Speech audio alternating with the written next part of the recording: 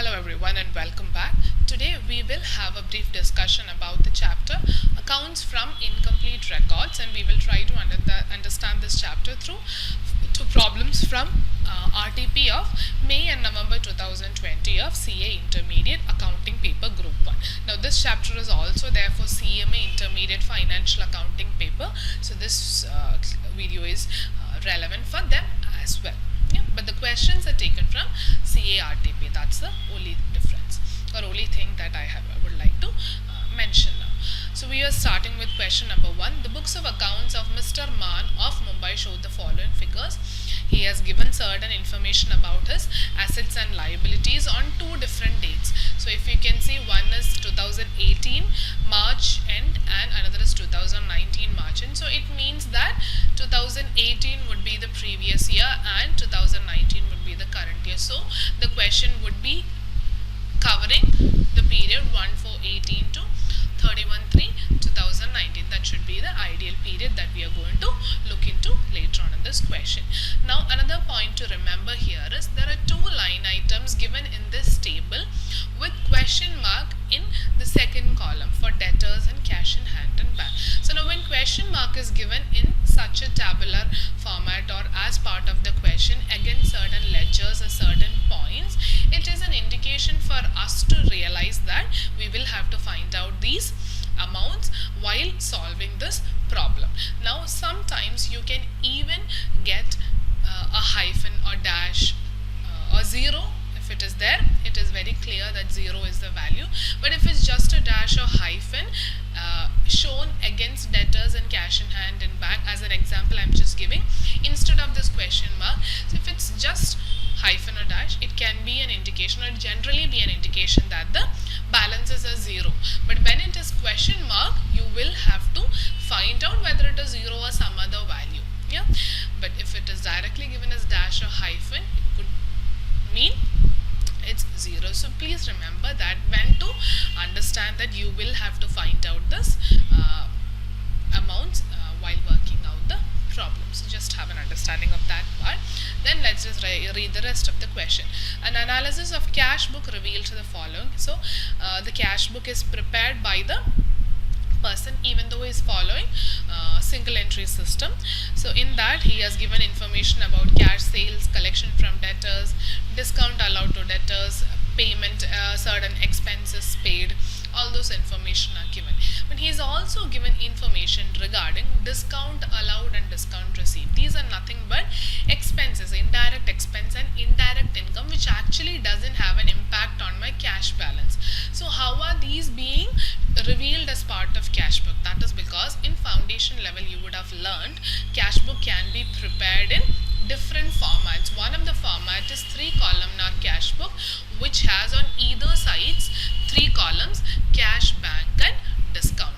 So the discount column coming on the debit side of the cash book is an indication towards discount expenses or discount allowed, which is an indirect expense for the business person, and discount column appearing on the credit side of cash book is an indirect income because it's a credit balance relating to discount. So it's an indirect income which is like discount received from creditors. When you are making a payment, you receive a discount, so you are paying less. So that indirect income will be shown on the credits. So even though it's a cash book mentioned here, the amounts pertaining to discount allowed and received shown here indicates that he has prepared a 3-columnar cash book having these 3 columns. That is why the discount amounts are being shown here. So do not get confused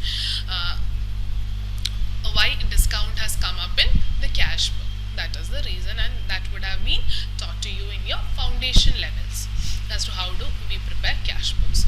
So moving on, depreciation is provided on furnitures and fixtures at 10% on diminishing balance method, that is WDV. Mr. Maan maintains a steady gross profit rate of 25% on sales. You are required to prepare trading and profit and loss account for the year ended 31st March 2019 and balance sheet as of that date. So we are supposed to prepare the financial statements of this business. Now Mr. Maan, among many other business persons around us, is a person who might not have entire knowledge about accounting as a subject. Now when we learn accounting as a subject in your foundation, in your plus 2 or your degree, we learn that accounting is a subject wherein we approach every financial transaction as a double entry system or in a double entry system, or we follow double entry bookkeeping method wherein every financial transaction that we take up will have two effects, one a debit and other a credit. But there would be other people also doing businesses who might not be aware of this double entry system of bookkeeping, and even if they are aware, they might not be in a position to appoint a full-fledged accountant or a knowledgeable person in accounts to record their transaction. That might be too much of burden of expense for them.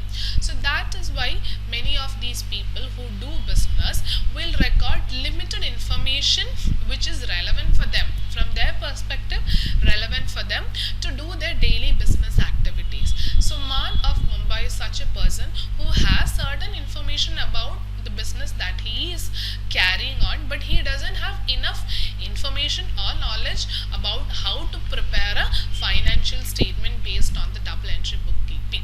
So that is when he would approach a accountant or a chartered accountant in helping him to finalize his financial statement and maybe file his returns or approach a bank to maybe get a loan. So these are certain scenarios or circumstances in real life in your practical training where you will come across such business persons who are from the single entry system of bookkeeping background.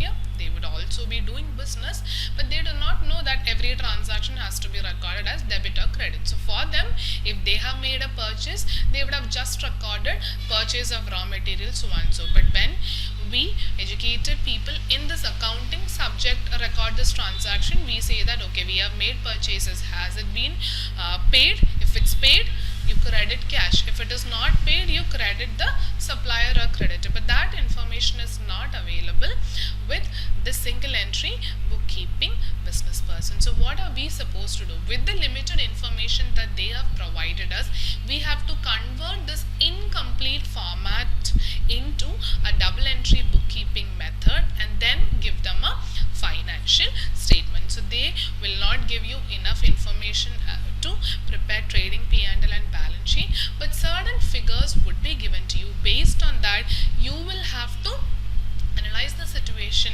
analyze the ledgers, and then help them in preparing the financial statement.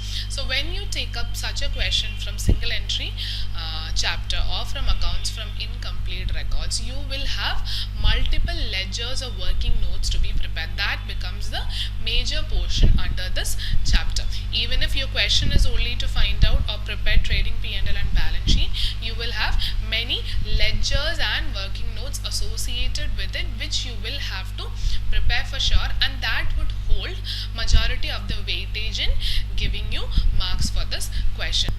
So how many ledgers or working notes should we prepare as part of working out this question? That would depend on the number of ledgers or information about ledgers given to you, and also the additional information given. So if you combine these two tables, we can say that cash in hand, you have debtors and cash in hand with opening balances. We do not know the closing balances. That is given as a question mark. So that is a clear-cut indication that you will have to prepare those ledgers and find out what are the missing figures. If amount was given also, imagine there were some X figures given in both scenarios. Even then, you will have to prepare these two ledgers as working notes, because you have in additional information certain transactions related to debtors and cash in hand. So when you record all these information related to a particular ledger in its appropriate debit and credit side, you might come across certain missing figures from those ledgers. That missing figures will assist you in going forward with working out another missing figure or another ledger completion. So that chain continues. So ideally, the number of ledgers or working note that you will have to prepare as part of the solution would generally depend upon the ledgers opening and closing balances given to you and any additional information given to you after the opening and closing balances are revealed to you.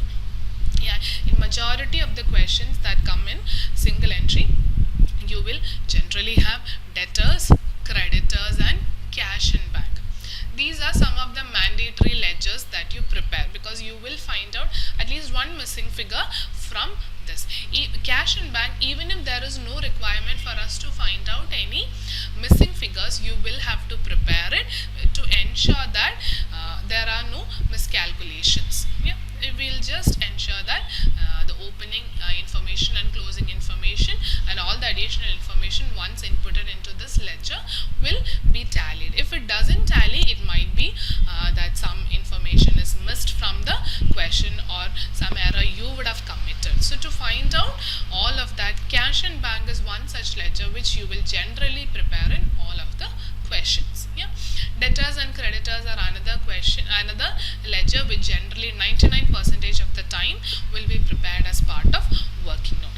Then the number of ledgers that you will have to prepare depends on each question given to you. Now, for example, if we take here bills payable, opening and closing balances are given, and you have an additional information pertaining to this bills payable in the additional information, then you will have to prepare bills payable ledger also. Yeah, you have outstanding salaries. So there is a salary outstanding liability ledger, opening and closing are given, and there is also an information about salary actually paid during the year. So all these three are connected. So that is another indication that you will have to prepare or do a working note to find out the actual expense of salary. So all those questions or all those working notes that you will have to prepare depends majorly on the information given to you. Some questions, some ledgers like stock, for example, opening and closing are given. You generally do not have a single ledger for that, because opening stock would be picked up from the previous year balance sheet, and closing stock is what you would have physically verified and arrived as a figure. So you do not have a single ledger for it. So this information, even if it's given, you need not have a working note for it. You can directly go ahead and place it in the trading account and balance sheet. So based on background and knowledge you have of trading P&L and balance sheet and the ledgers and the general items that get recorded in each ledger, you will have to decide on the working notes that gets prepared while solving any problem under single entry system. But to generalize, like I said, debtors, creditors and cash in bank are few of the repetitive ledger preparation that becomes part of every question of single entry. So with that background, let us start preparing the answer to this question. So they have asked trading and P&L and balance sheet. So make sure always that the phase of your answer or the answer that you start with should always be with what they have asked you to prepare. So trading and P&L for the year ended 31st March 2019. After that, you're supposed to even prepare the balance sheet. So give space for that also. After all these informations are prepared, you will have to start working on your, or you will have to start presenting your working notes. Yeah. So make sure you leave ample space for the main answer that has to be presented, and then start working on your working notes. Yeah. Never start, or it is advisable not to start with working notes when you start attempting any question. Give space for the main answer to be given and then start on your working notes.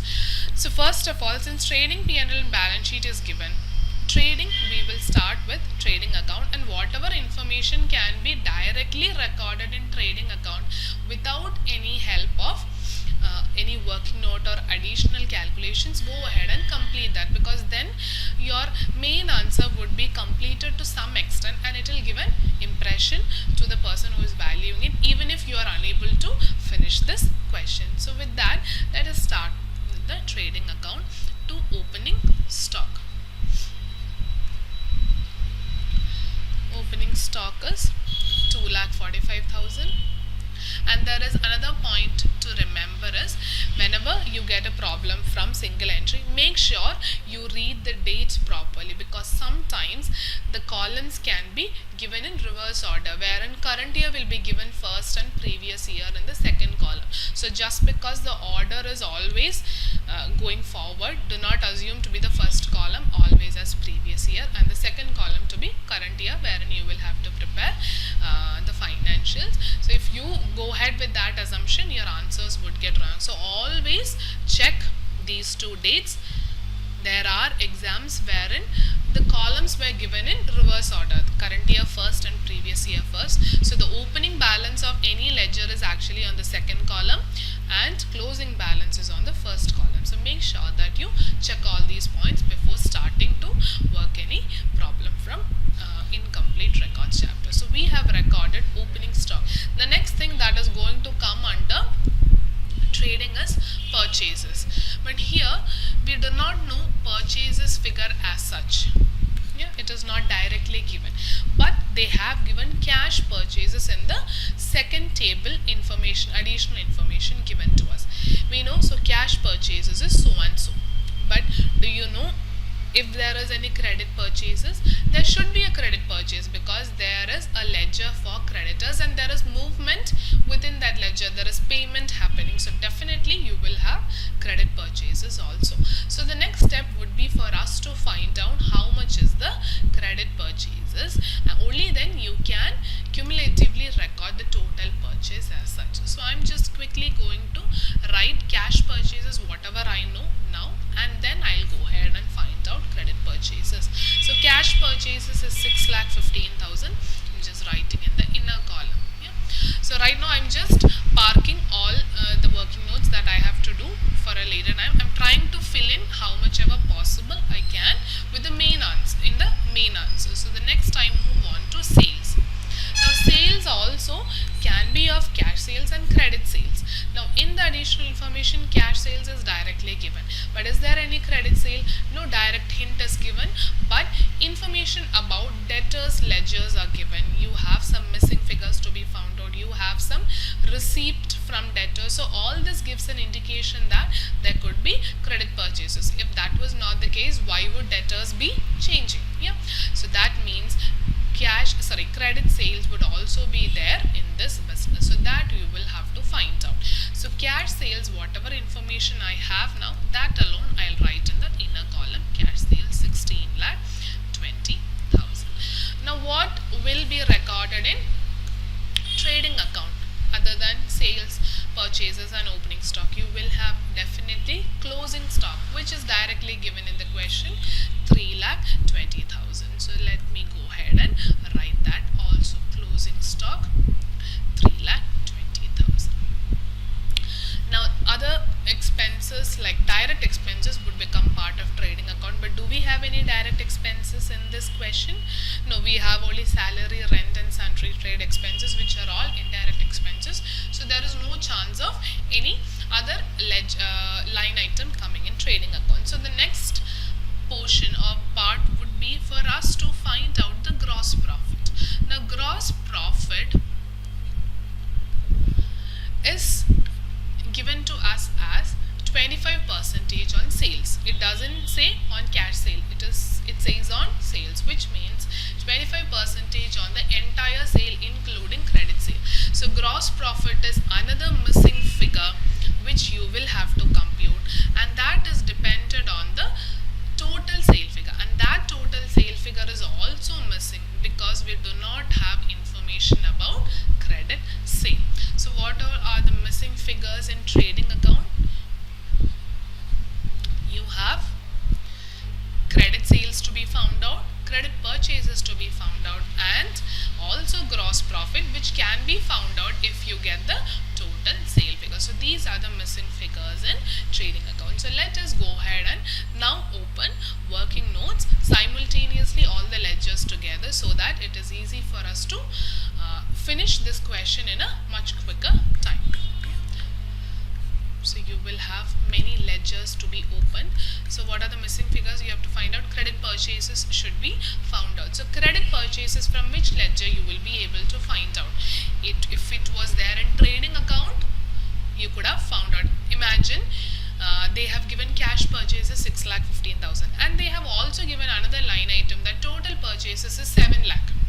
So if that information is also given, then we can say that if total purchase is 7 lakh and cash purchases are 6,15,000, the balance should be because of credit purchase. So that is another way of finding out credit purchases. From trading account also there would be questions or scenarios where we can find out credit purchase. But this question doesn't have such indication. So then the next ledger which will assist us, or next information which will assist us in helping to find out this missing figure, is the other ledger that gets created when credit purchases happen. Which is that when a credit purchase happen, the journal entry that you post is purchases account debit to creditors. So the next ledger that will have an impact of this purchase amount is creditor. So you will have to open creditors account.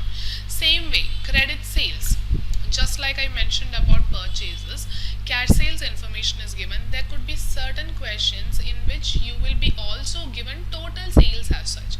So the difference can be easily taken up as credit sales. But this question doesn't give you that liberty also. So then the next way for us to find out credit sales is the other ledger which will have an impact of this credit sales. That is going to be debtors. So you will have to open which all ledgers? Creditors, debtors. Then read the additional information and the ledgers available to you. You have information about bills payable and you have a bills payable ledger. So it is better if you open this ledger also, because there could be some missing figures that you might end up finding out if you open this ledger. So always try to open maximum number of ledgers based on the ledger opening and closing balances given to you and the additional information. If you choose to ignore it, there could be error happening from your end, because that you will actually come to know about only when you're drafting your balance sheet. Your balance sheet wouldn't get tallied. So always advisable to open ledgers which are given to you and which have certain additional information. So open bills payable, outstanding salaries we have already explained. Furnitures and fixtures, opening and closing are there. Opening is 2,60,000, closing is 2,34,000. You have an additional information not in table but towards the end about depreciation. So even if it looks very simple, it is always better to prepare a ledger for furnitures and fixtures also, because of the fact that once you input the depreciation, you will have two situations at your hand.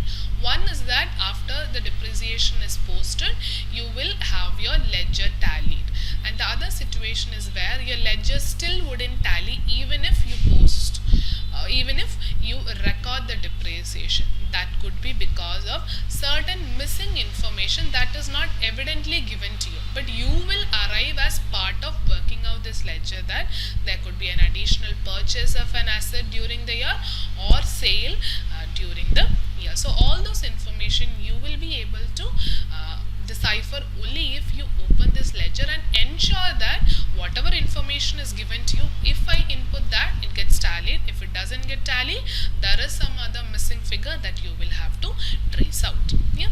So open furnitures and fixtures also, that is better. So in a nutshell, from this ledger information given, we are actually opening all ledgers except stock. Stock doesn't have one single ledger. Opening stock and closing stock doesn't have ledgers as such in a financial year. Closing stock is only physically verified and then inputted. So we ignore stock. All other ledgers we are opening. Now cash in hand and bank, question mark is given, so definitely you will have to open. Even if this question mark was not given and an amount was given, I'll still recommend you to open cash in hand and bank account, because you might still end up getting some missing figures from there. If you do not get any missing figures, well and fine, you have just proved that whatever information given to you is correct and it has helped me in tallying this ledger. So 1, 2, 3, 4, 5, 6. So let me open one by one.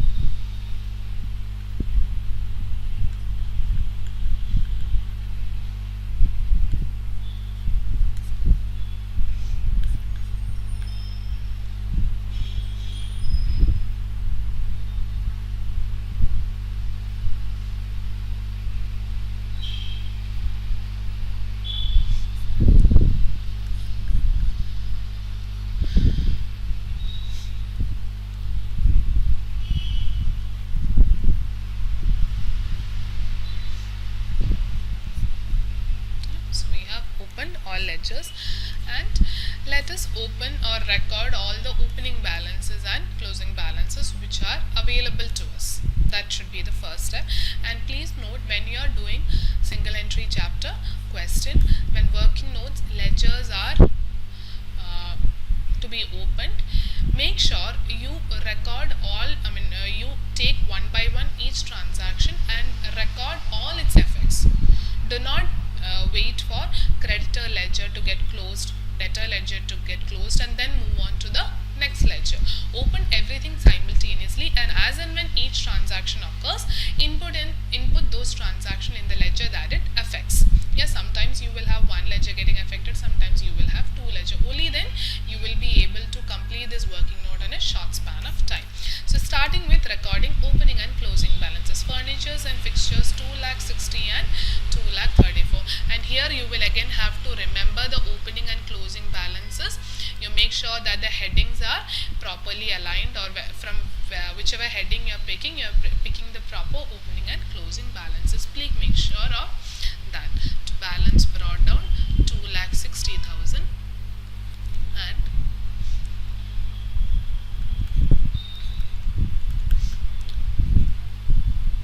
by balance brought down 2,34,000.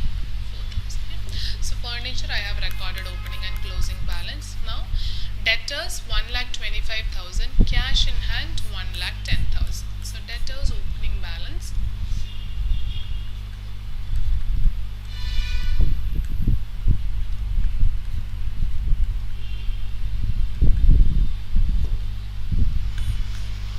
cash in bank, it's a single columnar ledger, 1,10,000.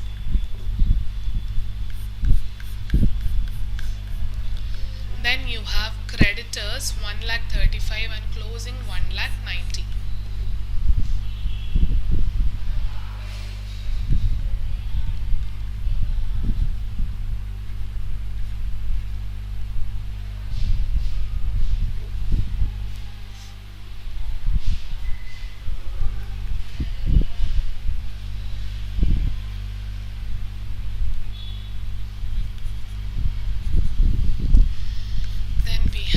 Bills payable 70 and 80, outstanding 90 and 19 and 20. So bills payable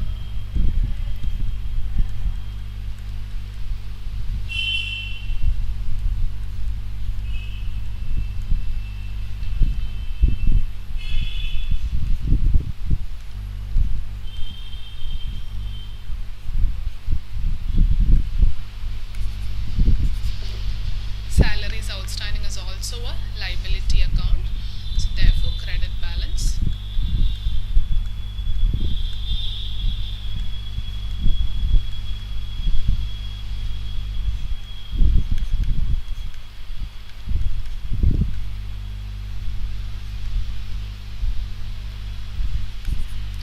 once you have recorded all opening and closing balances given to you, let us start recording all transactions which are given as additional information. Cash sales 16,20,000 we have recorded its effect in the trading account, but since we have opened the cash and bank account, you will have to record this as a posting also of this transaction into cash account.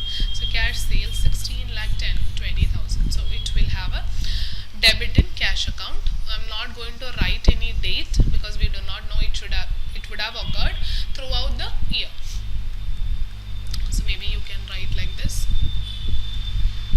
to sales 16,20,000. Now if cash and bank columns were separately given, you will have to record in the appropriate column. If it is a bank receipt, a bank sale, you will record it in bank column. If it's a cash sale, you will record in cash column. So since this question doesn't have a bifurcation of how much is cash and how much is bank, we are going to record in the single ledger. So the single column. So cash sales is done. Next is collection from debtors. That means you have received so much from debtors, 10,58,000. So when you have received from debtors, your bank balance or cash balance should go up and your debtors balance should come down. Yeah. So 10,58,000. How will it reduce my debtor balance? debtor balance should get credited and cash balance will get debited. So in cash account I'll write 2 debtors 10 lakh 58,000. And what about debtors account? Here also we do not know on which particular date you would have received. This would have been throughout the year uniformly or some peak months. So I'm just going to write the period as such, the entire financial year, and write by cash or bank 10,58,000. So I've recorded that. Now what about discount allowed to debtors? When discount is allowed to debtors, it means that when they are coming to pay us the money, we say that do not pay the full amount, pay us little less. Since you have made a prompt payment, we are going to give you a discount. So this discount is an expense for Mr. Man. But can I expect this debtor to pay that now later on when he comes for another payment? No. It has been completely written off from his ledger. So debtor's account should get credited with the discount amount also. Why are we crediting it? Because it would have been there in his debit side, in his opening balance on his current year sale. When he actually comes to make the payment, we ask him to pay less. So when it's there in the debit and you no longer expect it to be received from this debtors, you will have to eliminate its effect as well. So we will credit debtors account saying by discount 20,000. So debtors account will actually get credited with total 10,78,000, which would have been the sale figure. Not sale of entire year, but sale corresponding to this payment that he is making.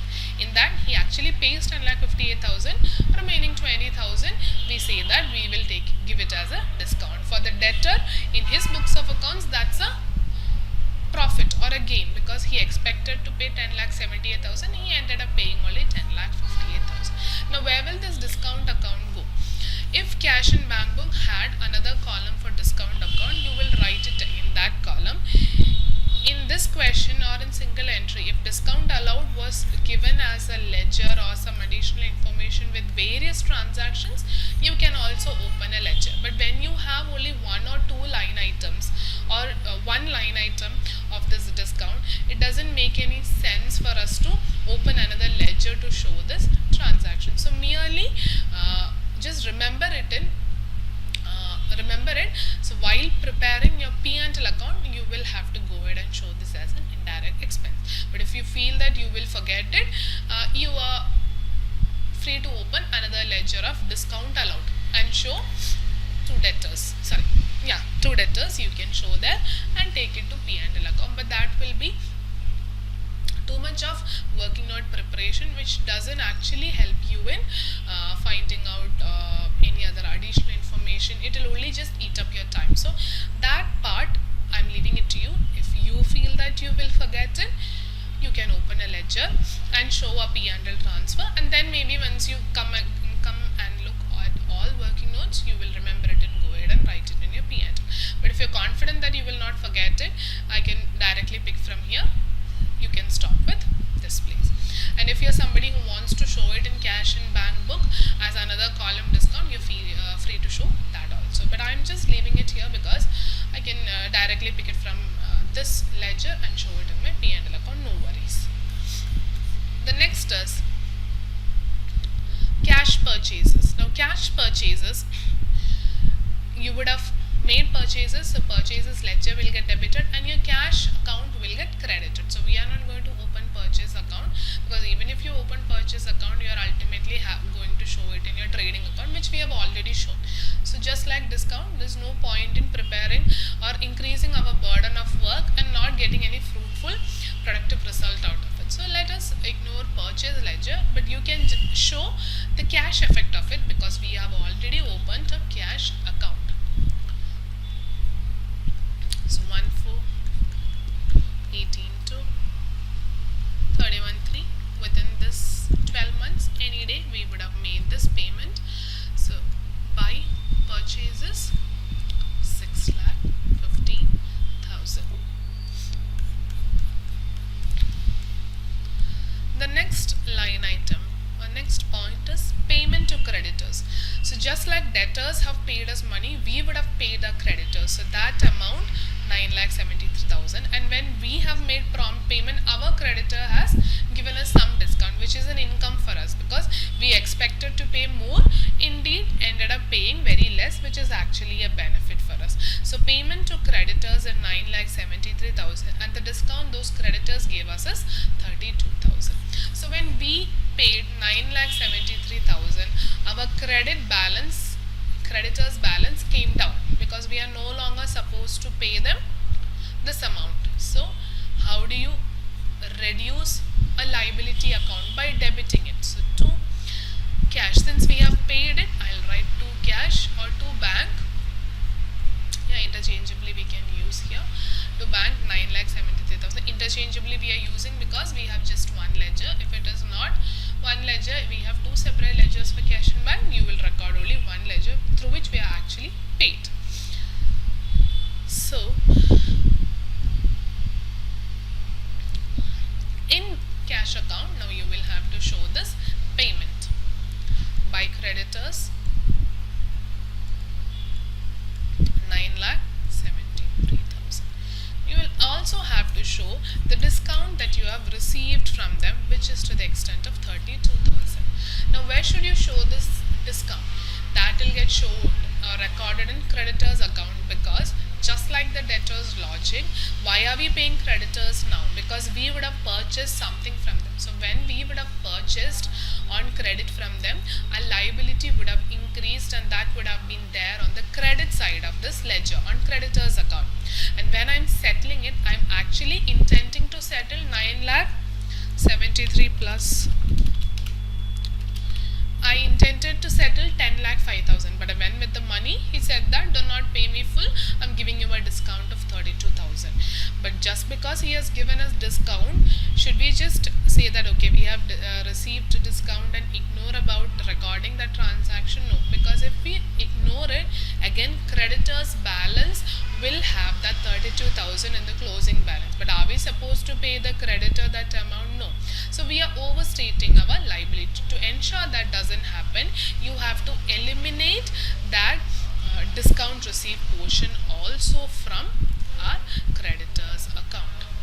32,000. Yeah. Now discount account, just like debtors discount allowed, you can either open discount received ledger and show it there. If you do not want to open it here, that is fine. You can directly take it to indirect income while preparing P&L account. That is also fine. Yeah, so we have recorded the cash payment and also the discount received, and we have showed the implication of the same in cash and bank account also. The next point is payment for bills payable 4,30,000. We have bills payable as a liability in our books. We have opening balance of 70,000 and we have closing balance of 80,000, and we have actually paid, that is we have settled bills payable on its maturity date to the extent of 4,30,000. Now if opening balance only 70,000 liability was there with us and we have made a 4,30,000, first of all, why did we pay 4,30,000 when we had only 70,000 in the opening? And then even after paying this 4,30,000, we still end up with a balance of 80,000. What could all this mean?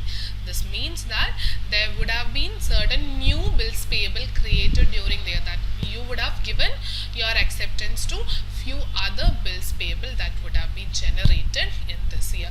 Now to whom will you give this bills payable acceptance? You give to your creditor. So instead of paying them cash, when they come up with the instrument bills of exchange, we accept and sign it and give that on the date mentioned in this instrument, we will pay you. Yeah. So to whom do we give this? To the person we owe money. Those are creditors. So this payment, this bills payable ledger has an impact on the creditors ledger also, as well as your cash and bank ledger, because you have certain payment also happening. So next entry is to record that effect. You have paid for bills payable, that is when the maturity date has come, the creditor for us would have come with that instrument, you would have honored it and paid it. So when you are paying it, you remove that liability from your ledger, the liability liability that was present was bills payable. You remove it and you pay cash for it. So what goes out of your business, cash or bank balance goes out, so you will credit that, and bills payable liability is no longer there as a liability. So how do you eliminate a liability? By debiting. So you will debit bills payable and you will credit your cash in bank amount. Now if cash and bank were two separate columns, two separate balances were there, bills payable general settlement would have been through bank account. But here, since there is no bifurcation, you can use any ledger name cash. You can write even cash and bank also, that is also not a problem. So 4,30,000 is what you have paid. Now make sure when you record a transaction, immediately record its other effect also into the other ledger, so that you do not end up missing that posting. So if you miss a posting in cash and bank account, you will end up having your balance sheet not tallied. So make sure when you take up a transaction, you immediately record all its effect in all the ledgers getting affected. Yeah. So in cash and bank, I'll write by bills payable 4,30,000. So 4,30,000. Now after you have recorded this transaction, we have drawings for domestic expenses, which are actually drawings. They are just giving the reason as to why you have made the drawings, and it is going to just affect one ledger, which is ultimately the capital account. So drawings, since we do not have any working associated with it, we can just keep it aside for the time being, and you can directly show it in your capital. But drawings for domestic expenses has been done through your cash also, so that portion alone we can show 1,20,000. So your cash balance has gone down, and reason you can write by drawings. And the other effect, the debit will go to drawings ledger, which ultimately will go to capital account, that you need not show as a ledger or part. Directly in balance sheet you can show that adjustment. So by drawings we have recorded. Then salaries paid. Now salaries paid, we already have an outstanding salary ledger also, and you have currently paid 2,36,000. Now salaries outstanding and salary also have a working note associated with it, but it is not a compulsion that you will have to open it as a ledger itself. You can even work it out as a statement format. That choice is yours, which you feel comfortable, go ahead and do that. But all other bills payable, debtors, creditors should be opened as ledger. Outstanding salary, because it's actually salary is a separate ledger and salary outstanding a separate ledger. Either if you're comfortable, you can merge these two into one single ledger and show, but if you feel that is confusing, show it as a statement format, whichever way you feel comfortable. So salary paid is 2,36,000. So I am going to assume two journal entries in this scenario, wherein when salary is paid, you will have this entry: salary account debit 2,36,000 to cash. So it has gone out from cash, and then the salary account gets posted to or merged with salary outstanding.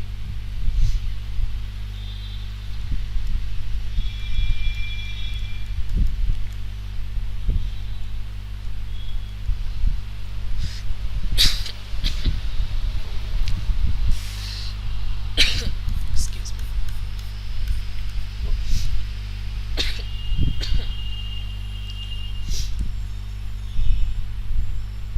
So when these two journal entries are actually present, what are we trying to say? The salary, entire salary paid effect is transferred to salary outstanding ledger. Now will that be a problem? No, because from there we are going to post it to P&L account. So 1,418 to 31,319 to salary 2,36,000. Now just see this ledger and try to understand how this would come up, or how will this ledger get closed. You have an opening balance of 19,000 liability. You have a current year salary payment of 2,36,000, and still you have a salary outstanding of 20,000, which means what could be the missing figure? The missing figure will be the actual salary expenses of the year, which should be transferred to P&L account. So that will be the missing figure. And how will you write it? By P until you can say and write current year transfer or current year expense. And what would be the amount? 2,36,000 plus 20,000 minus 19. 2,37,000. Yeah, you can either find out in this way, and this 2,37,000 gets recorded as an indirect expense in P&L account. But if you feel for some people this might be a bit confusing, it can be adopted if you are okay with it and if you understand the logic of it. If it doesn't create a confusion for you, go ahead and do this. But otherwise, for people feel this ledger is confusing, forget about all those journal entries. Just work out the salary outstanding in a statement format where we can say salary paid during the year or during 18-19 it was, right? 2,36,000. This is what has been paid during the year. But you already had an opening outstanding of 19,000 with respect to salary. So when you make a payment in current year, wouldn't you have to settle last year's outstanding first? Can you say that last year's outstanding, let it be there, I'll pay current year? No. When you have made a payment of 2,36,000, the first payment would have gone to the previous year's outstanding. So which means out of 2,36,000, payment worth 19,000 were done to settle the last year's outstanding account. But is it an expense of current year, this 19,000? No, it was an expense of last year, only payment were delayed. So can we take it to P&L account? No. But salary paid information given to you includes this last year's settlement. So what you should do? You should reduce the outstanding opening balance, because that was not current year's expense. Now, when we are doing all this working note for salary outstanding, be it in ledger format or statement format, what is our ultimate aim? We want to find out how much is the salary expense that should be recorded in P&L as an expense of current year on accrual basis. So our ultimate is to find out that. So that is why we are adjusting all these things. So opening balance of 19,000 would have been paid out in this 2,36,000. That is no longer expense of current year. Hence, I am removing it. Now, what about closing balance of 20,000? It is shown as an outstanding closing balance because it has not been paid, yet it is the expense of current year. So if it is not yet paid, will it be there in the amount given to you as salary paid during the year? 2,36,000. It wouldn't be there. But is it an expense of current year? Yes, it is an expense of current year. So ultimately our aim is to find out the expense of current year in the nature of salary. So what you should do to arrive at that on an accrual basis, you have to add the closing balance of salary which is not yet paid but it is an expense of current year. So work out all this, you will still get 2,36,000 plus 20,000 minus 19,000, 2,37,000 as expense of current year, which should be taken to P&L. Salary expense of 18 and 19 taken to P&L. So what is then 2,36,000? Out of current year's expense of 2,37,000, I have paid some amount for settling this 2,37,000 and for previous year's settlement. Yeah. So that is how you can work out these two modes of working note number 5 is available to you to find out salary outstanding or to find out the salary expense of current year. Whichever is comfortable for you, go ahead and do that. Yeah. So then you have rent paid, sundry trade expenses. Those are just coming once in this entire question. It doesn't have any other added working note or explanation anywhere in the question, which means it's very straightforward. Whatever you have paid is actually the expense of current year. But if there was some additional information given regarding rent paid, then you could have opened a working note necessary, or if you can merely show as an adjustment in P&L account, that is fine. Now Now here it is straight away just expenses paid. So we will assume, since no other information is given, whatever is paid is current year's expense. So rent paid 1,32,000, sundry trade 81,000. So record that in cash account also. By rent 1,32,000, by sundry trade expense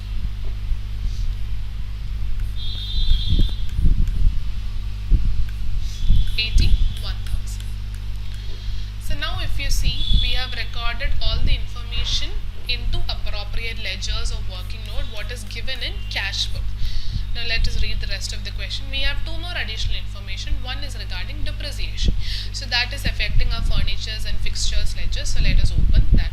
Depreciation at 10% on diminishing balance of furnitures and fixtures ledger. Where was it? Yeah. So we had an opening balance of 2,60,000. So in current year you will have to show a depreciation of 10%. So by depreciation 10% on diminishing balance, that is on the opening balance. So 10%, 60,000 into 10%, 26,000. 26,000 plus 2,34,000. So now we have recorded furnitures and fixtures. The other information is with regarding gross profit. Now gross profit can be completed only if we have all other purchase and sales figure. That is yet to be done. Now we have recorded all transactions into appropriate ledgers. So next step is to close all these ledgers. Yeah. So which ledger can be easily closed without having to wait for another ledger to get closed? Go ahead and close that first. In plain words, let us take up furnitures and fixtures. If you see, we have recorded all the transactions that generally come into such a fixed asset ledger. We have recorded the opening balance, closing balance and a depreciation. Now it doesn't have any impact from another ledger. It doesn't have. So what can we do? We can go ahead and close this ledger. 2,60,000 is debit side, credit side 26 plus 2,34,000, that is also coming to a total of 2,60,000. That means our furnitures and fixtures ledger gets tallied once you record the depreciation correctly. Yeah.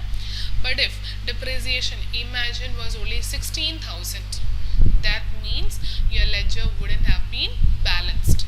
Then you will have to find out what could be the reason of the difference of that 10,000. And what could be the reason of the 10,000? Always assume to be the most recurring item in such a ledger to be that missing item. So if depreciation was not given to you, this computation itself was not given to you, and you were only given 2,60,000 and 2,34,000, there is just a mere mention that depreciation has to be charged, or depreciation was charged, some line item indicating about this depreciation, but no computation technique. So then we know that generally in fixed asset ledger, depreciation is one of the most common reasons for a fixed asset value to come down. So what you will do, you will write the missing figure as depreciation. Even after writing depreciation, as we said, assuming it to be 16,000, you still have a shortfall of 10,000. So then you will assume it to be the next common thing that affects a fixed asset ledger. What could be the credit that generally happens in a fixed asset ledger other than depreciation? That could be sale. Yeah. Now if the missing figure was on the debit side, what is the general thing that happens as a debit balance in a fixed asset ledger? An additional purchase. So always try to understand the nature of the ledger that you are handling, and then try to find out or link that missing figure to the most common transaction that generally occurs in that ledger, either on the credit or debit side. So with all this in mind, we have completed furnitures and fixtures. So remember, depreciation account or amount should be taken to P&L account, 26,000. Yeah. Then move on to the next ledger, which can be closed closed without having to wait for another ledger to get closed. We have creditors, we have debtors, we have cash in bank and bills payable. These are the now open ledgers. Now we can say that bills payable is comparatively simpler ledger because they have opening, closing and whatever has been paid as settled in the current year is also recorded. So this is pretty a straightforward bills payable ledger which will have only one common thing pending in this ledger on a general basis. What will be that? The current year acceptance is given, but it is not the same for a bills receivable ledger because bills receivable ledger will have few other adjustments also. What could be that? That could be endorsed to a creditor or discounted with the bank. All these things can come into picture, but bills payable generally wouldn't have that. Bills payable ledger will have limited transactions compared to bills receivable. So in majority of the questions, bills payable can be closed at first itself. I am again repeating, can be closed depending upon situations. It can also change. What if your acceptance given through bank, if you have settled and that check bounced, then again bills payable might get affected. So depending upon the question that you are handling, you will have to make your assumptions and record properly. But on a general basis, bills payable is a very easy ledger, and if we have most of these three line items recorded in this ledger, then the next one can be found out as a missing figure. So opening, closing and current year payment has been made, and is it tallied? No, the debit side is 5,10,000 and credit side is 70,000. What could be the reason of this missing figure? That is because current year you have given acceptances to new bills of exchange. So when you have given acceptances to new bills of exchange, to whom would you have given that? You would have given to your creditor. And what will be the entry that you pass when you give acceptance to your creditor? So instead of paying them cash, you are giving them new instrument or giving acceptance to a new instrument. So which means your creditor balance should reduce because they are no longer categorized as creditor, but a new liability comes into its picture in the name of bills payable. So entry, what would be the entry for current year acceptance given to creditors? Your credit balance should come down. So you will debit creditors and you will credit bills payable by creditors. Balancing figure, and what is the amount? 5,10,000 minus 70,000, 4,40,000. Yeah. Now imagine if in this question amounts given were as part of ledger, opening and closing balances and additional information. If information were given regarding opening, closing balances and current year acceptance given, then that would mean this line item, the amount that we have actually paid during the year against bills payable, is missing. So if debit side is missing, we generally assume it to be settlement for bills payable in current year. If missing figure is on credit side for bills payable, you say that it is with regard to new acceptances given to bills to creditors. Yeah. So always try to understand the ledger and what all journal entries generally occur in those ledger, and missing figure you can associate accordingly. So we have completed bills payable, furnitures and fixtures and salaries outstanding. Next we have creditors and debtors. Now when you have closed bills payable, you had an entry posted to the creditors effect also. So go ahead and post it in creditors ledger. So creditors ledger, on debit side you will write to bills payable 4,40,000. Now in creditors ledger, the general line items that get recorded are already presented. Those are generally opening balances, closing balances, payment during the year, discount received from them, and some new acceptances in the form of bills payable. These are the general items that come up. What other regular transaction gets recorded in creditors? The major transaction that affects creditors ledger is credit purchases. Have you recorded it? No. That is missing. That is why to find out that figure. That is why we have prepared this creditors ledger in the first place. So just see, to find out creditors credit purchases, we had to almost record 4 or 5 transactions. We had to record bills payable effect, cash in bank payment, discount, and to record how much were settled through new bills payable. We had to open bills payable and close it. So all these are interlinked. So that is why when you are open simultaneously all the ledgers and keep posting every transaction into all the ledgers that gets affected by the transaction. And once you record all transactions, then comes the next part in closing all those ledgers. Now when closing, you close those ledgers that are least affected by other ledger closing or least affected by other transaction, which can be easily closed, which are interlinked to many other ledgers. You keep it towards the end, and once you start practicing many questions, you will get the hang of it. Yeah, once you work out many questions, you will understand, okay, after bills payable, it is better to go ahead and check whether creditors can be closed. Now if creditors also closed, the pending will be debtors and cash in bank. See whether debtors and cash in bank, is there any interlinked pending, is there any pending amounts that can be recorded in cash in bank. All those things you will gradually learn when you practice a lot of questions. But this is the general approach that we take up while working out a single entry problem. And if you do not take up this method and keep on opening one ledger at a time, you will spend a lot of time in solving this problem, which would hinder you to take up other easy problems and crack many questions. Yeah. So creditors ledger, we have recorded almost everything that generally gets accounted in this ledger except purchases. So purchases, where will it come? The entry for credit purchase will be purchase account debit to creditors. So it will come on the credit side of creditors account. So by purchases, balancing figure. So how much will be the amount?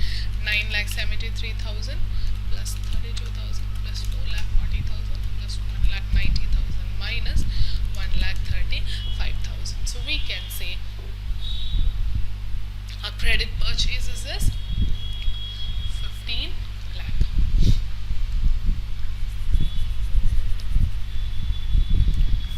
So we have completed creditors account also. Now we have two more working notes pending, which is debtors account and cash in bank. Now just check debtors account. Can we go ahead and complete this ledger? Now, what are the missing figures? Just like creditors account, the missing figure, the general transaction that gets recorded in debtors account is the credit sale. Do we have the credit sale? No, we will have to find it out. So can we go ahead and take debtors account in the same way we have treated creditors account? We cannot. Why? Because we have two missing figures. What are the two missing figures in debtors account? We do not have sale figure. We also do not have closing balance. But creditors account, we had closing balance. That is why we could say that purchases account is the missing figure. Go ahead and post it in purchase account. So depending upon each question, each ledger, you will have to make few assumptions or you will have to work out in such a way that your missing figure reduces to one single item in a ledger. Only then you can find it out. If you have more than one missing item in a ledger, that means the question would have given hint to you in some other format to assist you in finding out that one missing figure. Yeah, and the other one could be a balancing figure. So debtors account, we have two missing figures. We have to find out closing balance as well as credit sale. Now cash and bank account also, we have recorded everything given to us, but they have not given us the closing balance. So at one glance, cash and bank balance does have only one missing figure. So cash and bank, we can either close it now, but just because cash and bank closing balance is not given, can we say that debtors account is interlinked to cash and bank? It may or may not. In this question, is it interlinked? No, because you have to find out credit sale. that is no way linked to cash in bank account. You also have to find closing balance of debtors, that is also in no way linked to cash in bank. So debtors account and cash in bank should be separately worked out. So debtors account is the most crucial working note in this question. So how are we going to find out debtors account missing figures, two missing figures? So closing balance, no indication whatsoever is given in the question later on. But for credit sale, something related to it is vaguely given. What is that vaguely given? Gross profit rate of 25% on sale is what he generally earns by doing business. So this gross profit can have an effect or can help you, assist you in some way finding out this missing figure. So if you find out this sale missing figure, then automatically the balancing figure can be assumed to be the closing balance of debtors account. So the next approach for us is to find out the credit sale figure through some other working note based on the link given for gross profit and sale figure. So let us open another working note.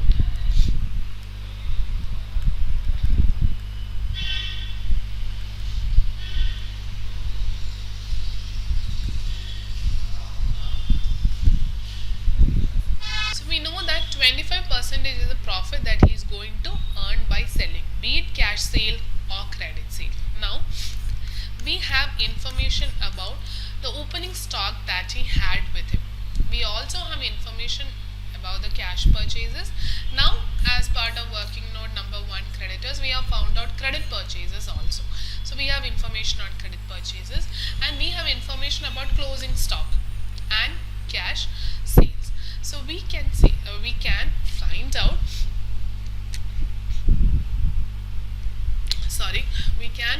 out the total number of the total sale that he would have made if he still had closing stock worth 3,20,000 left with him, isn't it? Through the equation that we all know, opening stock was available to us, that plus current year purchases. Ideally these two put together he should have sold it, but since he couldn't sell the entire thing, if we remove closing stock we will get sales. But the left hand side of this formula, opening stock, purchases and closing stock are at cost figures and the sale is an selling price which cannot be matched. So what is the best way to do that? The sale figure, you can convert it into the cost of goods sold based on the additional information given to us. The sale figure is not available to us, but we know how much is the cost of goods sold based on opening stock, purchases and closing stock.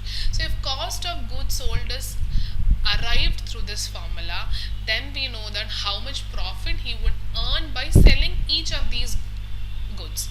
So if we know the profit on by selling these goods, you add on this profit to the cost, you will find out the selling price, and you are going to find out not just the cash sales, you are going to find out the entire sales of the firm. So if you find the entire sales of the firm and you have cash sales already with you, the balance should be credit sales. Yeah.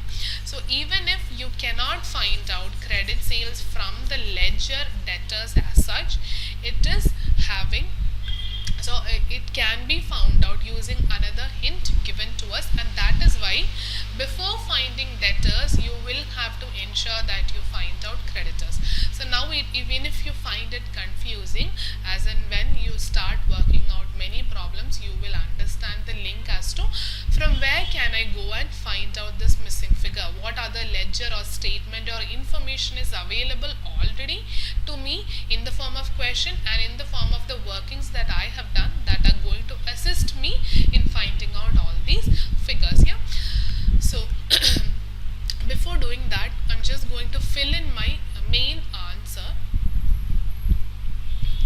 so that the main answer looks much more complete. 15 lakh. So 21 lakh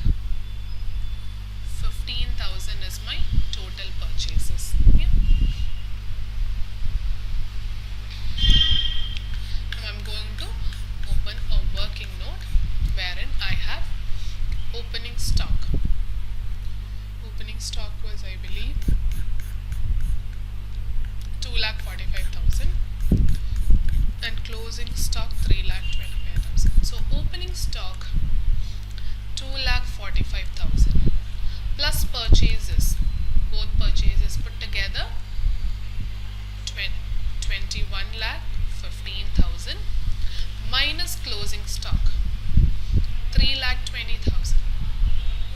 This should give me the cost of goods sold, because all the information that I've added and subtracted are given in cost. So what I'm going to get is also in cost. So cost of goods sold.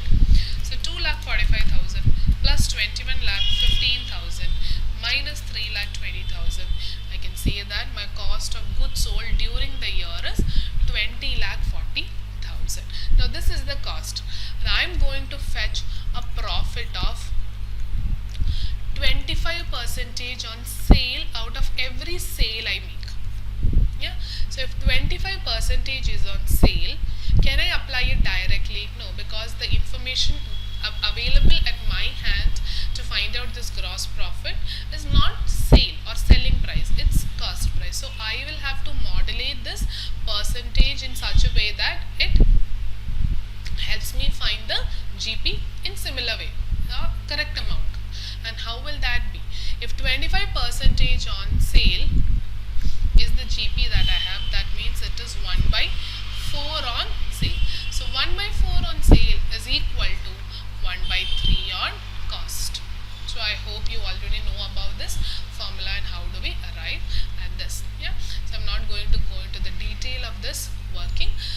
We would have learned it in your foundation or intermediate or in your +2 levels, that 1/3 on cost. GP 1/3 on cost is equal to 1/4 on sale.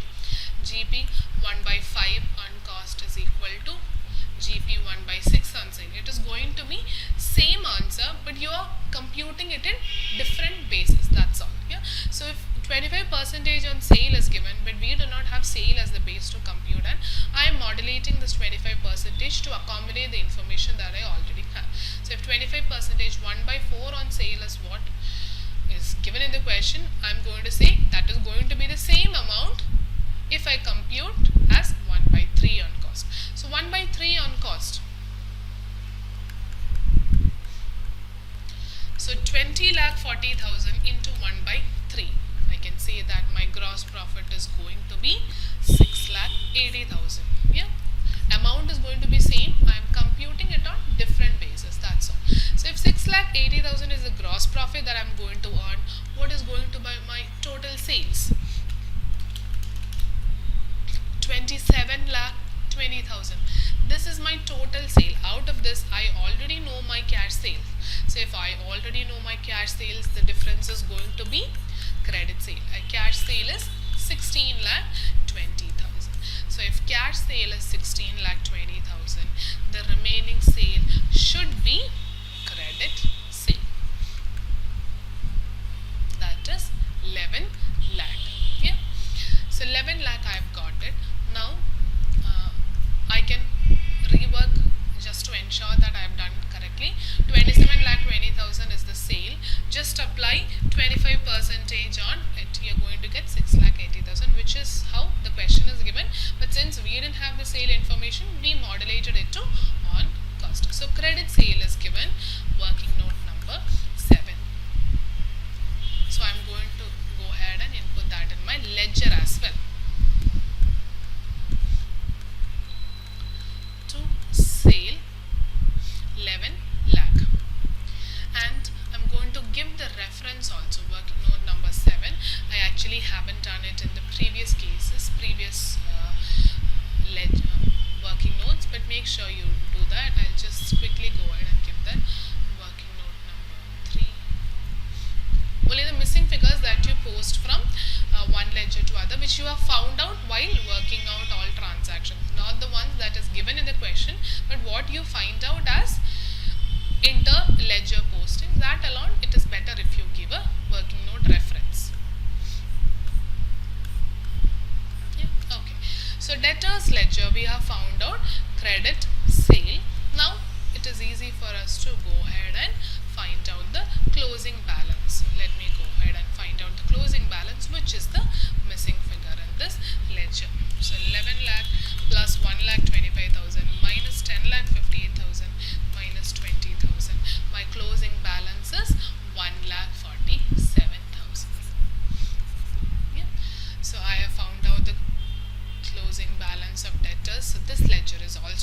Okay, so I'll go ahead and fill in the sales figure also. Credit sale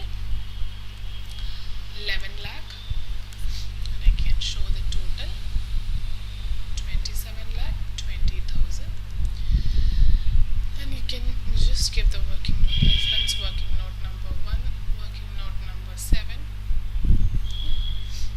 and also gross profit 6,80,000. Gross profit also working note you can show, or you can show it as a computation here itself, 27,20,000 into 25%. That is your choice. Yeah.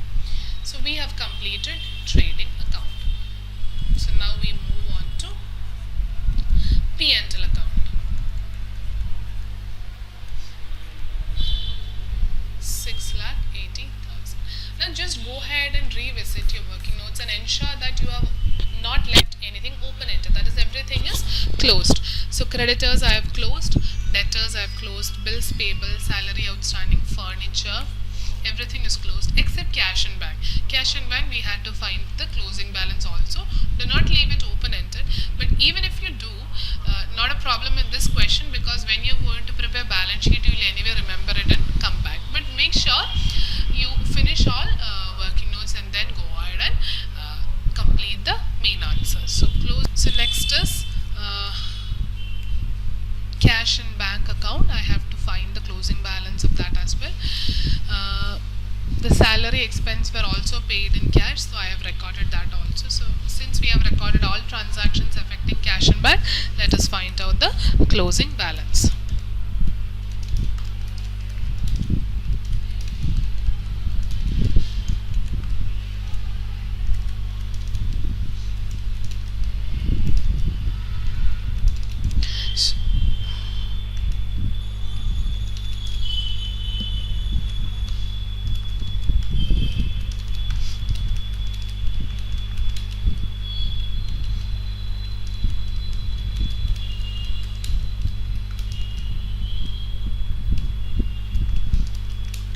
So closing balance of cash is 2,01,000. So this will get recorded in your balance sheet.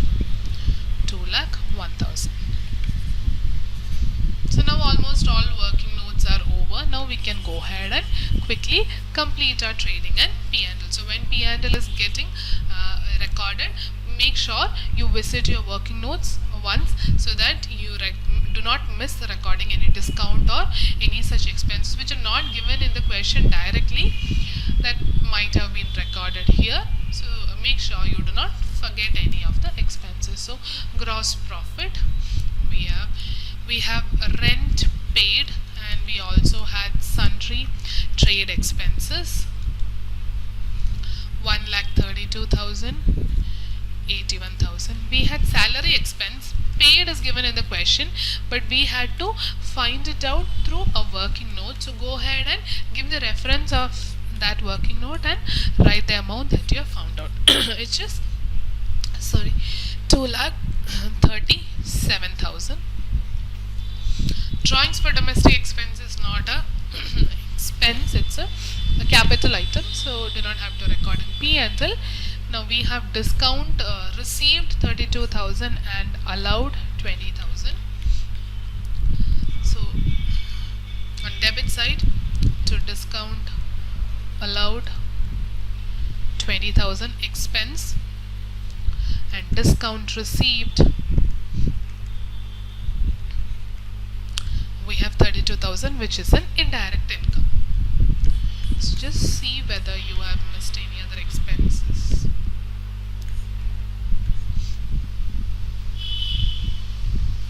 Furnitures and fixtures, we have depreciation 26,000. So write depreciation also. Working note number 4, I believe.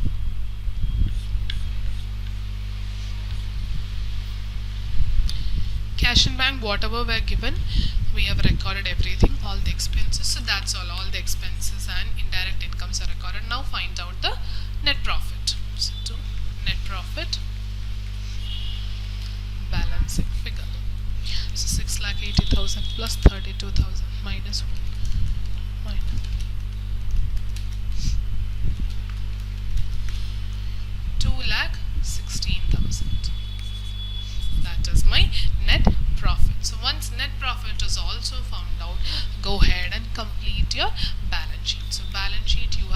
furnitures and fixtures.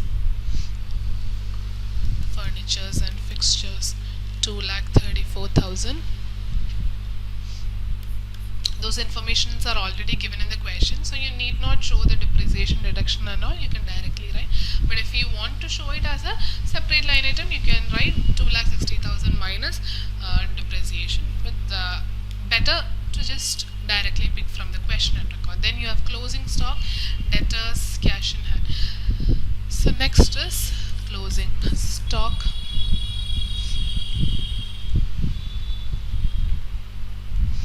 $3,20,000.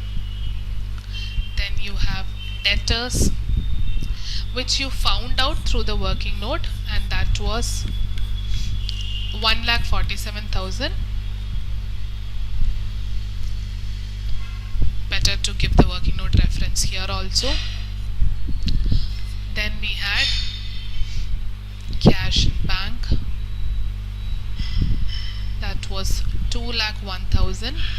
Working note reference 7. So all assets are completed. Now we have to write all liabilities. We have creditors, bills payable and salary outstanding. So give space for capital, working, and write all the liabilities. So creditors 1,90,000. Bills payable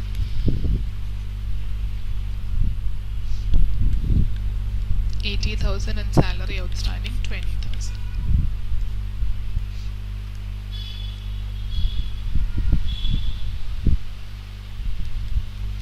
Now capital account you can show here as a balancing figure also, not a problem, and you will get your balance sheet tallied, but that is not a surety that it is correct, because even if your answer is wrong, if you find out this capital as a balancing figure, definitely you will get a tallied balance sheet. So always ensure that capital should be worked out as a separate working note. You will have to adjust the drawings net profit to the opening capital and then derive the closing capital as on 31st March 19, and then maybe you can cross check by just finding out the balancing figure also. If you have recorded all transactions correctly, it should get tallied. If it doesn't get tallied, that means you would have ended up making some mistake in any of the other ledgers. So to find out that part, I'm going to quickly open a working note. So I'm just writing working note number 8 here.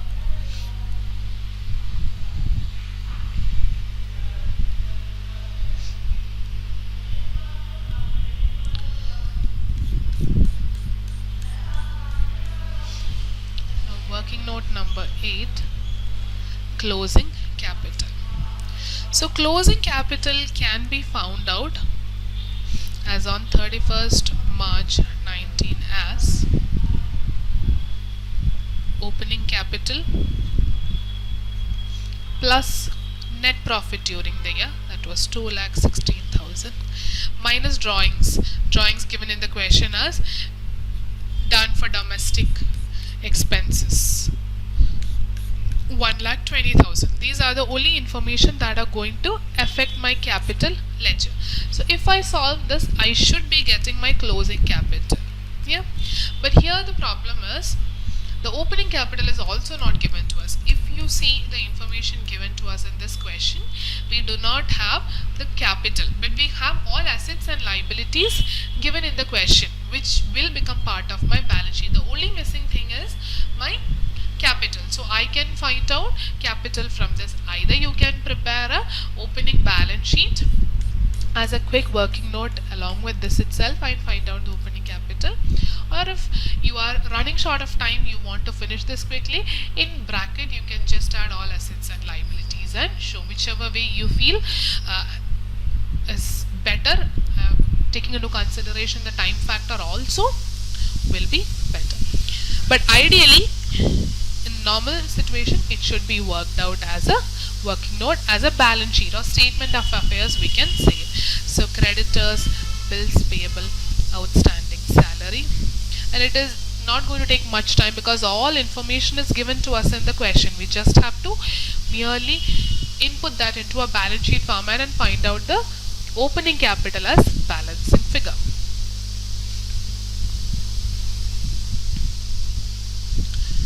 Fixed asset was 2,60,000.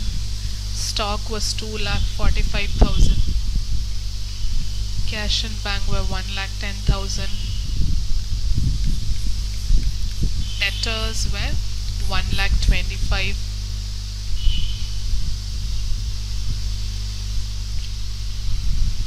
Outstanding salary were 19.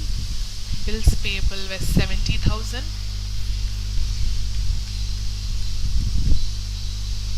And creditors were 1,35,000.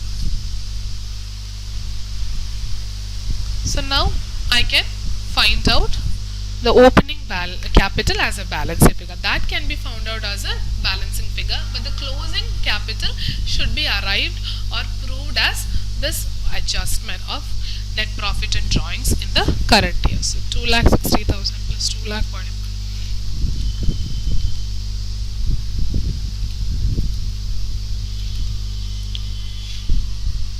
So my opening capital is 5,60,000. Now I have got that.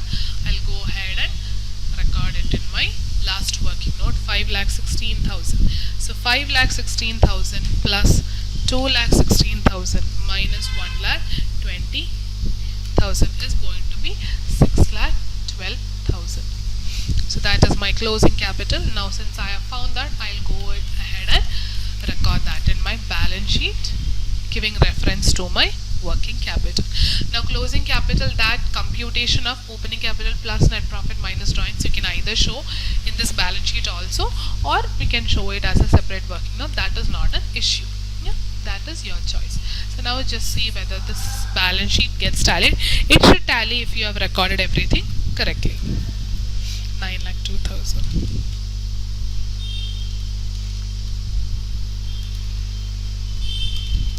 So it is getting tallied and we get a tallied balance sheet of 9,02,000. So with this we complete single entry question from May 2020 RTP of CA.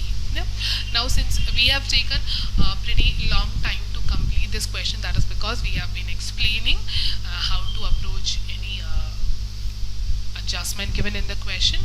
But once you start practicing many questions of similar nature, you can easily work out all this within 20 to 25 minutes. If you still lack, 20-25 half an hour should be the maximum that you should allot. But for you to do that in such a short span of time, you should be in a position to understand after reading the question how many working notes should be open and what all working notes are linked to each other. What should be the order of me to for me to close the ledgers in order to ensure that I find the missing figure from that ledger, post it into another ledger, find the missing figure, and interlink and ensure that I somehow reach a double entry bookkeeping methodology that I generally take up in completing my financial statement preparation for preparing my trading P&L and balance sheet. Yeah, so that will come only when you practice more and more. So make sure you try out similar questions in this manner. Now most of the questions from single entry of preparing financial statement are in this manner. You might have certain much more complex questions wherein bills receivable might be there, you will have certain endorsement or discounting happening. So all those additional points will add on, but majority of question type of format will be in this format, in this manner, where you will be given certain ledgers and you will be given certain information about the cash book, a bank book, and then you will have to find out missing figures and ensure that you will reach a stage wherein you can finalize the financial statements of this firm. Yeah. So I hope it is clear. Keep on practicing. If you have any doubts, do let me know in the comment section. The following is the balance sheet. We will take up quickly another question. The following is the balance sheet of Manish and Suresh as on 1st April 2019. Capital accounts, Manish,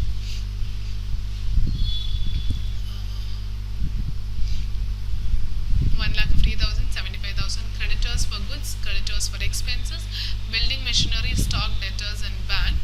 They give you the following information. Sales and purchases for the year ended 31st March were so and so. Stock level is maintained uniformly throughout the year.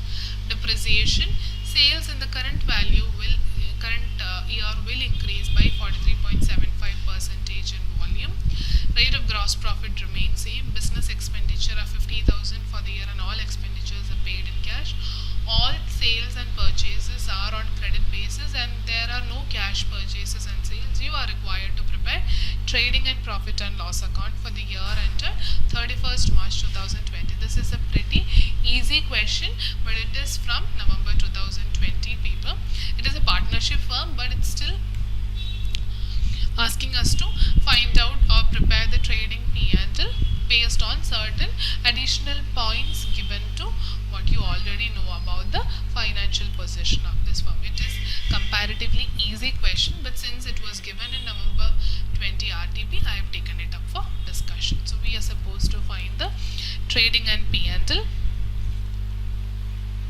We are not asked balance sheet, so do not waste time in preparing balance sheet. Answer only to the question that is being asked. So trading P&L for the year ended 31st March 2020. We have opening balance sheet given to us. In that, stock is mentioned at 40,000. Now another additional point is given to us in second point, that stock level is maintained uniformly in value throughout the year. So which means opening and closing stock should be at 40,000. At 40,000, that is recorded in trading account. Next is sales and purchases.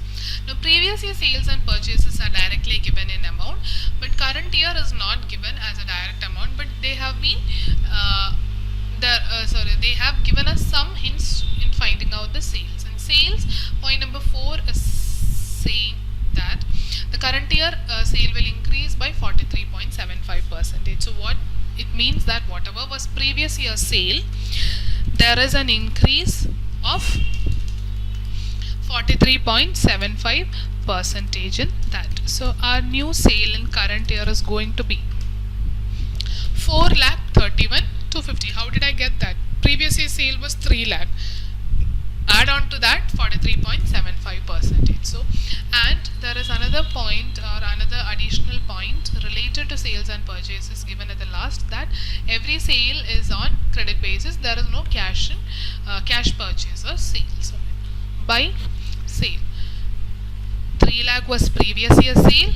On to that, I have an increase of 43.75%. So either you can say 3 lakh into 143.75% directly, or you can compute as 3 lakh previous year sale as such. Along with that, the increase that they are mentioning, 43.75%. I have just combined it into one single formula. That's all. So whatever way you're going to find out, you will end up with a sale of 4,31,250. So I have 4,31,250 as sale. But is there any hint about computing the purchases? No, it is not given. So how are we going to find out purchases? So there are 2 missing figures in trading account as of now. You do not have purchase figures and you do not have gross profit figures also. Yeah. So gross profit or purchases should be found out in some other way, and the other missing figure will then be arrived as a balancing figure. So for that, we have an indication in point number 5 that rate of gross profit remains the same. That is, even if our sales and purchases were 3 lakh and 2 lakh 40,000, same gross profit ratio is going to continue in current year. So therefore, we will first find out previous year's gross profit ratio. Yeah, so let us open a working note to find out that. Computation of gross profit.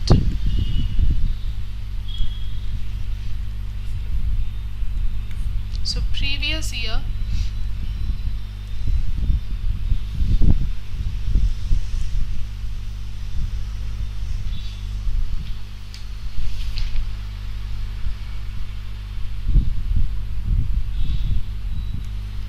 opening stock of previous year we do not know, but previous year's closing stock we know as 40,000, and they say that stock level is maintained uniformly throughout. So in previous year also stock would have been maintained in same level. So in previous years opening stock would have been again 40,000 previous years, in the sense 1419.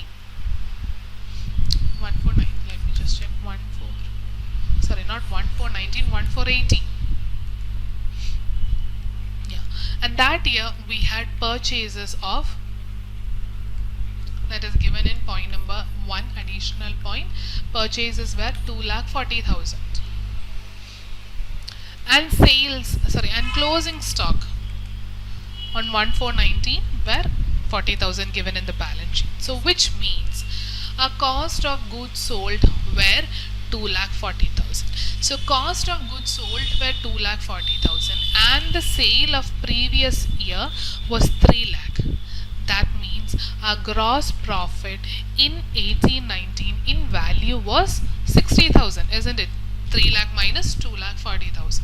So GP in value was 60,000. So if GP in value was 60,000, how much was GP in previous year on sale? How do we compute it? 60,000 by 3 lakh into 100. That is 20%. Yeah. So previous year percentage of gross profit on sale was 20%. Now we have to find out gross profit of current year. Yeah, previous year as 20%, and the question says rate of gross profit remains the same. So if rate of gross profit remains the same, this year also we are going to fetch 20% on current year sale, which is 4,31,250. Now why did I say 20%? 20% on sale. Yeah, so 20% on sale. So 4,31,250 into 20%. 86,250 is my gross profit in current year. So if my gross profit in current year is 86,250, can't I find the purchases as a balancing figure? Yes. So purchases will be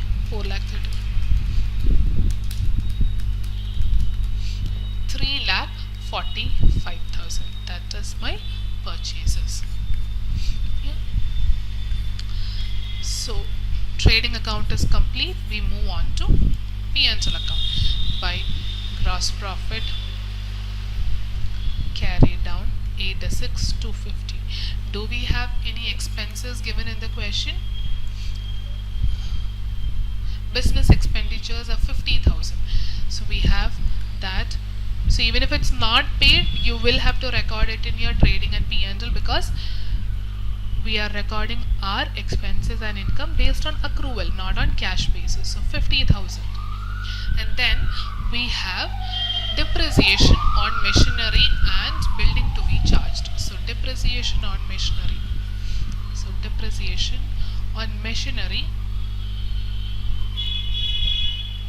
at 10%. Machinery is 65,000.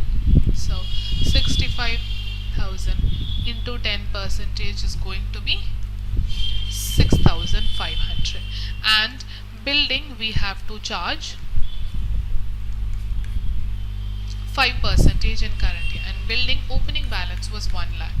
So 1 lakh into 5%, we are going to have a depreciation of 5,000. So depreciation is also recorded. Now we do not have any other expenses given in the question, so we can go ahead and close this P&L account. Very simple P&L. So to net profit carry down balancing figure 86,250 minus 50,000 minus 6,500 minus 5,000. It is going to be 24,750. So this is a very simple question compared to the previous question that we have taken up. That is a very extensive question, and most of the time single entry questions are the first type of questions that we have taken up. But if sometimes you might even come across this question in second question question that we have taken up, the only point bothering us or asking us on a working note or explanation is only purchases, sales and gross profit. So just a mere one working note question. So if we get such a question, it's very easy to score. So I hope these two questions